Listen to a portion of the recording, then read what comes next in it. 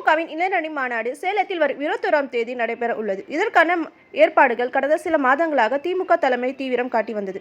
குறிப்பாக மழை காரணமாக 2 முறை மாநாட்டு தேதி ஒத்திவைக்கப்பட்டிருந்த இந்நிலையில் மாநாட்டை முன்னிட்டு சென்னையில் இருந்து சேலத்துக்கு சுடர் ஓட்ட பயணத்தை அமைச்சர் உதயநிதி இன்று காலை துவங்கி வைத்தார். இது வரும் 21ஆம் தேதி சேலம் சென்றடைய உள்ளது.